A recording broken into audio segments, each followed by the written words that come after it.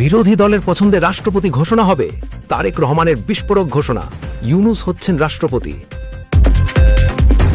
Breaking news, আজ বিকাল জাতীয় সংসদ ভবন, সংসদীয় দলের বৈঠক শেষে প্রধানমন্ত্রী তারেক রহমান যা বলেছেন তা পুরো দেশকে চমকে দিয়েছে। তিনি ঘোষণা করেছেন বিরোধী দলের পছন্দে রাষ্ট্রপতি নির্বাচিত হবে। নাম প্রায় চূড়ান্ত, ডক্টর মোহাম্মদ ইউনূস, নোবেল বিজয়ী। জামায়াত এবং জোট দলগুলোর জন্য সুখবর। আর শাহাবুদ্দিন, তার পদত্যাগের ঘোষণা দিয়েছেন স্বয়ং প্রধানমন্ত্রী। ইতিহাস তৈরি হচ্ছে, নতুন যুগের সূচনা। বিকাল 4টে, সংসদ ভবনের সাংবাদিক কক্ষ, ভিড় করে আছে সাংবাদিকরা। প্রধানমন্ত্রী এসেছেন, মুখে হাসি, চোখে আত্মবিশ্বাস। তিনি শুরু করলেন, বললেন, আজ ঐতিহাসিক দিন। সংসদ অধিবেশন শুরু হয়েছে। জনগণের সংসদ, জবাবদিহিমূলক সংসদ। কিন্তু একটা সমস্যা ছিল। রাষ্ট্রপতি মোহাম্মদ শাহাবুদ্দিন আওয়ামী লীগের লোক, জুলাই বিপ্লবের বিরোধী, ফ্যাসিবাদের দোসর। তিনি থাকলে নতুন বাংলাদেশ সম্ভব নয়। তাই আমরা সিদ্ধান্ত নিয়েছি 17 মার্চ পর্যন্ত স্বেচ্ছায় পদত্যাগ করতে। কিন্তু গতকাল সংসদে যা ঘটেছে তা সবাই দেখেছেন। বিরোধী দল প্রতিবাদ করেছে, প্ল্যাকার্ড নিয়ে দাঁড়িয়েছে, স্লোগান দিয়েছে, ওয়াকআউট করেছে, জাতীয় সঙ্গীতের সম্মান জানায়নি। এটা অভূতপূর্ব ঘটনা। রাষ্ট্রপতিকে এভাবে অপমান করা হয়েছে। এরপর তিনি আর থাকতে পারবেন না। তাই আমি তার পক্ষ থেকে ঘোষণা করছি, তিনি পদত্যাগ করছেন, আজই, এক্ষুনি। সাংবাদিক কক্ষে সাংবাদিকরা চমকে গেল। শাহাবুদ্দিন পদত্যাগ করছেন? প্রধানমন্ত্রী নিজে ঘোষণা দিচ্ছেন? একজন সাংবাদিক প্রশ্ন করলেন, স্যার, শাহাবুদ্দিন কি সত্যি পদত্যাগপত্র দিয়েছেন? তারেক রহমান হাসলেন, বললেন, তিনি এখনও দেননি, কিন্তু দেবেন, আমি নিশ্চিত। গতকালের অপমানের পর কোনো সম্মানিত মানুষ বসে থাকতে পারে না। তিনি পদত্যাগ করবেন। আর যদি না করেন, তাহলে আগামীকাল 13 মার্চ আমি সংসদে প্রস্তাব আনব, ইমপিচমেন্ট প্রস্তাব। 2/3 ভোট আছে আমাদের, পাশ হবে। তিনি সরবেন। তাই ভালো হয় তিনি নিজেই পদত্যাগ করেন। আরেকজন সাংবাদিক প্রশ্ন করলেন, নতুন রাষ্ট্রপতি কে হবে? তারেক রহমান মুখ গম্ভীর করলেন, বললেন, এটা খুব গুরুত্বপূর্ণ প্রশ্ন। রাষ্ট্রপতি পদ সর্বোচ্চ পদ, সাংবিধানিক পদ। এই পদ এমন একজনের হওয়া উচিত যিনি সবার শ্রদ্ধার, সবার আস্থার, সবার বিশ্বাসের। আমি প্রধানমন্ত্রী, বিএনপির চেয়ারম্যান। আমি চাইলে আমাদের দল থেকে কাউকে রাষ্ট্রপতি বানাতে পারি। সংখ্যাগরিষ্ঠতা আছে, কিন্তু আমি তা করব না। কেন? কারণ রাষ্ট্রপতি দলীয় হতে পারবে না, তিনি হবেন সবার। তাই আমি সিদ্ধান্ত নিয়েছি, নতুন রাষ্ট্রপতি নির্বাচিত হবে বিরোধী দলের পছন্দে। জামায়াতে ইসলামী, 11 দলীয় জোট, এনসিপি, সবার সাথে আমি আলোচনা করব, তাদের মতামত নেব। তারা যাকে চাইবে তাকেই রাষ্ট্রপতি বানাবো। এটা আমার প্রতিশ্রুতি। এটা নতুন বাংলাদেশের ঐতিহ্য। ক্ষমতাসীন দল একা সিদ্ধান্ত নেবে না, বিরোধী দলের মতামত নেবে, ঐক্যমত্যে সিদ্ধান্ত নেবে। এটাই গণতন্ত্র, এটাই সংসদীয় ব্যবস্থা। সাংবাদিকরা আরও উত্তেজিত হলেন, কেউ কেউ করতালি দিলেন। একজন জিজ্ঞেস করলেন, স্যার, বিরোধী দল কি ইতিমধ্যে কোনো নাম প্রস্তাব করেছে? তারেক রহমান বললেন, হ্যাঁ, আমি গতকাল রাতে জামায়াতের আমির ডক্টর শফিকুর রহমানের সাথে কথা বলেছি। আজ সকালে এনসিপির নেতাদের সাথে কথা বলেছি। সবাই একটা নামে একমত, ডক্টর মুহাম্মদ ইউনূস, নোবেল শান্তি পুরস্কার বিজয়ী, ক্ষুদ্র ঋণের জনক, গ্রামীণ ব্যাংকের প্রতিষ্ঠাতা, অন্তর্বর্তী সরকারের প্রধান উপদেষ্টা। জুলাই বিপ্লবের পর দেশকে স্থিতিশীল করেছেন, নির্বাচন আয়োজন করেছেন, ক্ষমতা হস্তান্তর করেছেন। সবাই তাকে সম্মান করে, বিশ্বাস করে তিনি উপযুক্ত। আমি 10 মার্চ ফ্যামিলি কার্ড বিতরণ অনুষ্ঠানে বলেছিলাম, ডক্টর ইউনূস রাষ্ট্রপতির জন্য যোগ্য ব্যক্তি। তিনি রাষ্ট্রপতি হলে বাংলাদেশ আন্তর্জাতিক সাপোর্ট পাবে, ভাবমূর্তি উজ্জ্বল হবে, বিদেশি বিনিয়োগ আসবে। এখন বিরোধী দলও একমত, তারাও চায় ডক্টর ইউনূস রাষ্ট্রপতি হোক। তাহলে আর দেরি কেন?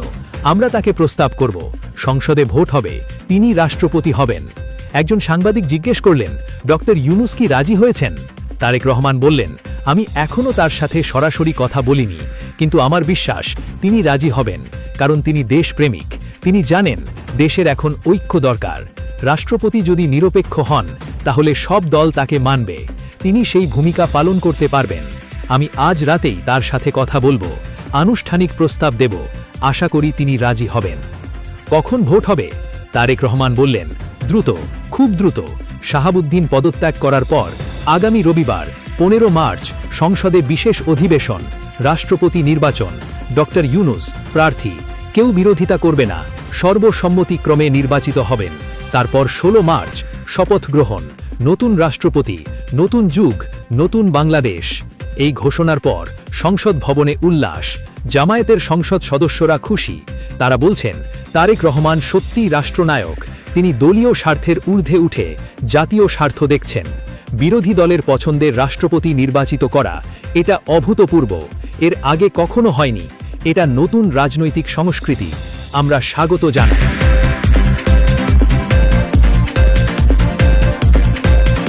এনসিপির নেতারা বলছেন, আমরা দীর্ঘদিন ধরে ডক্টর ইউনূসকে রাষ্ট্রপতি বানানোর দাবি করছি। এখন সেই দাবি পূরণ হচ্ছে। প্রধানমন্ত্রী তারেক রহমান আমাদের কথা শুনেছেন, বিবেচনা করেছেন, সিদ্ধান্ত নিয়েছেন। এটা জামায়াত এবং জোট দলগুলোর জন্য সুখবর। আমরা কৃতজ্ঞ। 11 দলীয় জোটের নেতারা বলছেন, ডক্টর ইউনূস নিরপেক্ষ। তিনি কোনো দলের না। তিনি রাষ্ট্রপতি হলে সবাই মানবে, সম্মান করবে। এটা দেশের জন্য ভালো। প্রধানমন্ত্রী সঠিক সিদ্ধান্ত নিয়েছেন। বিএনপির নেতারা বলছেন, আমাদের চেয়ারম্যান দূরদর্শী। তিনি বুঝেছেন রাষ্ট্রপতি পদ নিয়ে বিতর্ক হলে দেশে অস্থিরতা হবে। তাই তিনি বিরোধী দলকে সাথে নিয়েছেন। তাদের পছন্দের লোককে রাষ্ট্রপতি বানাচ্ছেন। এটা রাজনৈতিক প্রজ্ঞা, এটা নেতৃত্ব। সাধারণ মানুষ উত্তেজিত। সোশ্যাল মিডিয়ায় viral #trending Yunus for president, Tarique master stroke, new Bangladesh. মানুষ বলছে এটাই গণতন্ত্র। ক্ষমতাসীন দল একা সব সিদ্ধান্ত নেবে না। বিরোধী দলের মতামত নেবে, ঐক্যমত্যে সিদ্ধান্ত নেবে। তারেক রহমান সেটাই করছেন। এটা ইতিহাস।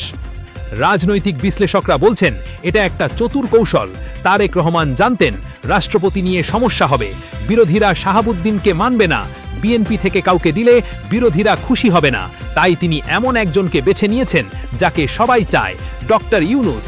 আর সেই সিদ্ধান্ত বিরোধী দলের মতামত নিয়েছেন। ফলে কেউ আপত্তি করতে পারবে না। সবাই খুশি। এটাই কৌশল, এটাই নেতৃত্ব। একজন বিশ্লেষক বলছেন, ডক্টর ইউনূস রাষ্ট্রপতি হলে বাংলাদেশের জন্য খুব ভালো। আন্তর্জাতিক ভাবমূর্তি বাড়বে, বিদেশি সম্পর্ক ভালো হবে, বিনিয়োগ আসবে, অর্থনীতি চাঙ্গা হবে। তারেক রহমান শুধু রাজনৈতিক কারণে নয়, অর্থনৈতিক কারণেও এই সিদ্ধান্ত নিয়েছেন। এটা দূরদর্শিতা। আরেকজন বলছেন, তারেক রহমান একটা নতুন রাজনৈতিক ঐতিহ্য তৈরি করছেন। ক্ষমতাসীন দল বিরোধী দলকে শত্রু মনে করবে না। তাদের মতামত নেবে, সম্মান করবে, গুরুত্বপূর্ণ সিদ্ধান্ত একসাথে নেবে। এটা পরিপক্ক গণতন্ত্র। এটা আমরা আগে দেখিনি, এখন দেখছি। বিদেশি মিডিয়াও কভার করছে। বিবিসি বলেছে বাংলাদেশে গণতান্ত্রিক পরিপক্কতা দেখা যাচ্ছে। CNN বলেছে তারেক রহমান অন্তর্ভুক্তিমূলক রাজনীতি করছেন। আল জাজিরা বলেছে ডক্টর ইউনূস রাষ্ট্রপতি হলে বাংলাদেশ ভারত সম্পর্ক ভালো হবে। রয়টার্স বলেছে বাংলাদেশের রাজনৈতিক স্থিতিশীলতা আসছে।